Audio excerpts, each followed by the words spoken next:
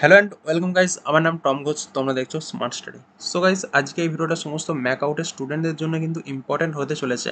যে সমস্ত স্টুডেন্টরা আগের দিনকে অর্থাৎ ফাইনালি কিন্তু ম্যাক আউটের তরফ থেকে যে রেজাল্ট সেটা কিন্তু পাবলিশ করে দেওয়া হয়েছে। ওকে, সো এই পাবলিশের কারণে অনেক অনেক স্টুডেন্টদের কিন্তু সাপ্লি এসছে, এবং সাপ্লি আসলে আমরা সকলেই জেনে থাকি যে পিপিআর করতে হবে। তো পিপিআরের যে ফর্মটা সেটা কবে বেরোতে হতে পারে, এবং অনেক অনেক কলেজের এখনও আছে যে কলেজের রেজাল্ট এখনও আসেনি, বা অনেক স্টুডেন্টের রেজাল্ট এসছে কিন্তু ইনকমপ্লিট দেখাচ্ছে, এবং অনেক অনেক স্টুডেন্টে কিন্তু পোর্টালই খুলছে না। তো টোটাল ডিটেলসে বলবো যে এইগুলো কেন হচ্ছে এবং এইগুলো হলে কি করা উচিত।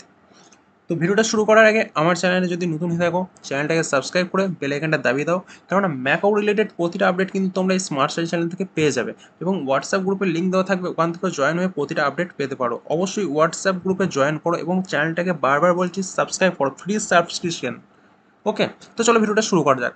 ফার্স্টেই যেটা আসছে, ম্যাকআউটের যে এত তাড়াতাড়ি রেজাল্ট, অর্থাৎ 20 তারিখে, আমাদের জুন মাসের 20 তারিখের এক্সাম পুরো কমপ্লিট হয়েছিল, ঠিক আছে। তো তারপরে এই 15 দিনের মাথায় যেহেতু রেজাল্ট আউট হয়েছে, সেই কারণে হয়তো অনেক স্টুডেন্টের সাপ্লি চলে এসছে। আমরা আগের সেমিস্টারের দিকেও যদি দেখি, ম্যাকআউটের তরফ থেকে যখনই সাপ্লি আসে, পিপিআরে কিন্তু সেই সাপ্লি ক্লিয়ারও হয়ে যায়। ওকে, তো অবশ্যই যে সমস্ত স্টুডেন্টদের সাপ্লি আসছে তারা কিন্তু পিপিআর ফর্মটা ফিল আপ করে পিপিআরে দাও। অবশ্যই তোমাদের সাপ্লিটা ক্লিয়ার হয়ে যাবে আশা করি। তো এবার আসছে তোমাদের যে পিপিআর ফর্মটা, সেটা কবে আসতে পারে। পিপিআর ফর্মটা কিন্তু জুলাই মাসের 20 থেকে 25 তারিখের মধ্যেই তোমরা কিন্তু ফর্মটা দেখতে পাবে, এবং ফর্মটা ফিল আপ করতে গেলে 200 টাকা দিয়ে ফিল আপ করতে হয়। ওকে, তো সেই ভিডিও আমি ডিটেলসে পরে এনে দেবো যে কীভাবে ফিল আপ করবে, কীভাবে পেমেন্ট করবে অবশ্যই। এবং দ্বিতীয় কোশ্চেন যেটা আসছে, অনেক অনেক স্টুডেন্টের কিন্তু যে ইনকমপ্লিট একটা ব্যাপার আছে, ঠিক আছে।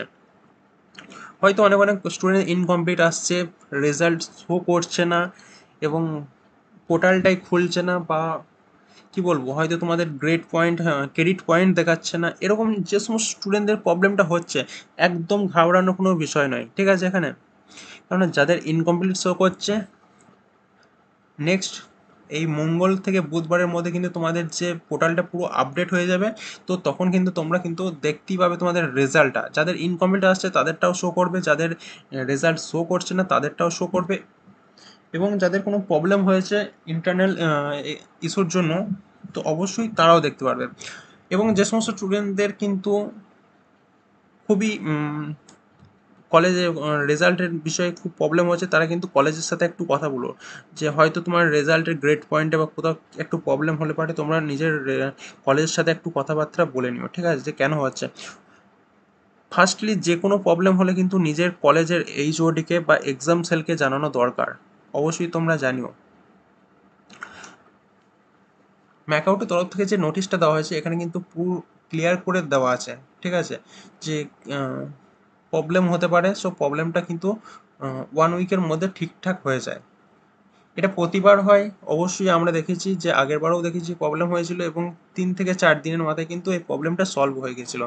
তো ঘাবড়ানোর কোনো বিষয় নেই, আশা করছি তোমাদের সব কিছু ঠিকঠাক হয়ে যাবে।